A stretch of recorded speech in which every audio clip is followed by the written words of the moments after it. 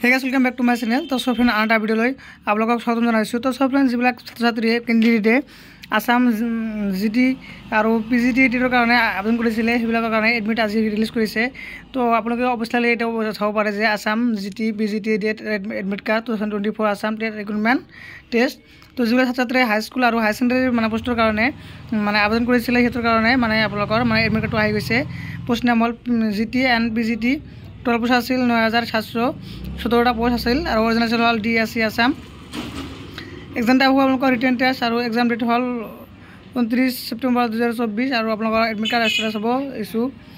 तो आपलोक चाब issue date हल 15 December 2024। Total flight scan करिले आपलोके देखा पाबो आपलोक रिटन टेस्ट माने आपलोक जेतु माने एडमिट आसिल एडमिट आपलोक डाउनलोड কৰিব পাৰিব।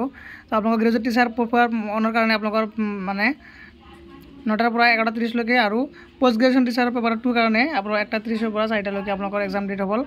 तो टोटल फ्लाइट स्कैन কৰিলে আপোনালোকে দেখা পাব মানে আপোনালোকৰ एडमिट कार्ड डाउनलोड কৰাৰ लिंक।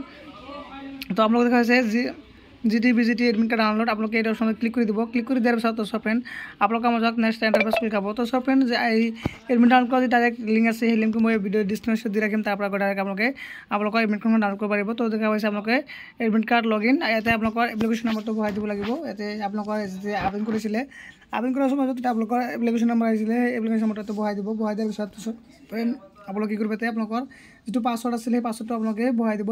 বহাই দিয়াৰ পিছত লগইন কৰি আপোনালোকৰ যি এডমিট কাৰ্ড আছিল এডমিট কাৰ্ড আপোনালোকে লগইন কৰি আপোনালোকে ডাউনলোড কৰি ল'ব পাৰিব। তো সব ফ্ৰেন্ড এনেকৈ আপোনালোকৰ যি আসাম হাই সেকেন্ডাৰী और হাই স্কুলৰ কাৰণে যি মানে টেট পৰীক্ষা অনুষ্ঠিত হ'ব তাৰ এডমিট কাৰ্ড ওলাইছে এডমিট কাৰ্ড আপোনালোকে কেনেকৈ ডাউনলোড কৰিব পাৰিব।